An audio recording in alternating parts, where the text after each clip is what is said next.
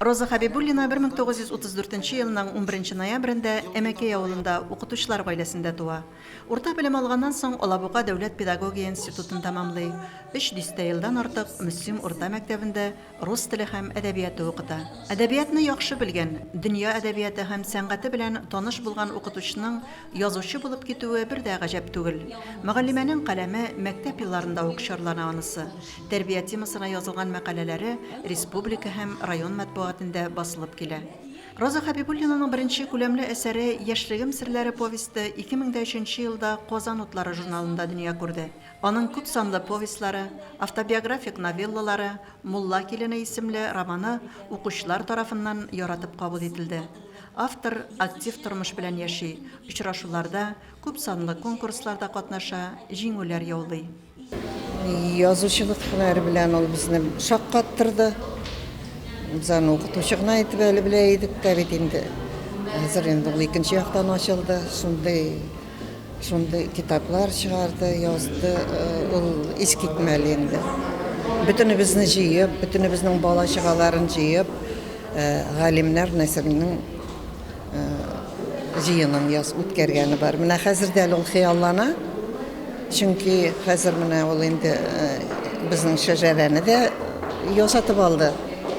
Biz аны бөтен яктан да хөрмәт итәбез. Язучы буларак та, туган буларак та. Ул шундый оптимист, бөтен яктан да аның янына килгәчтен без инде аның белән бик серләшәбез. Бик якын без аның белән шундый. Ул бөтен яктан да үзен менә безгә инде үрнәк итеп куйды. Һәр вакытта да ул менә безнең өчен, балалары өчен, туганнар өчен үрнәк булып яшәде. Һәм алдагы тормышта инде аңа бары тик ак бәхетләр генә телибез. Татарстан язучылар берлеге әгъзасы, РСФСРның мәгариф отличнигы, Саҗидә Сөләйманова исемендәге әдәби бүләк иясе, Татарстанның ат казанган мәдәният хезмәткәре Роза Хабибуллина бүген дә актив иҗатта. Ул бер үк вакытта нәсел шәҗәрәсен барлау юнәлешендә дә эзләнүләр алып бара. Минем әсәрләремдәге бөтен геройлар үземә бик танышлар. Аларның исәннәре дә бар, киткәннәре дә бар. Мин аларга шул кадәрле рәхмәтле. Мин һәр бер героемны туганым кебек күреп, якын күреп язам. Елмаеп та, моңаеп та, кайберләренең зиратларына барып дуа да кылып кайтам. Мин үземнең Мөслимдә, авылда яшәвемә шул кадәрле сөенәм.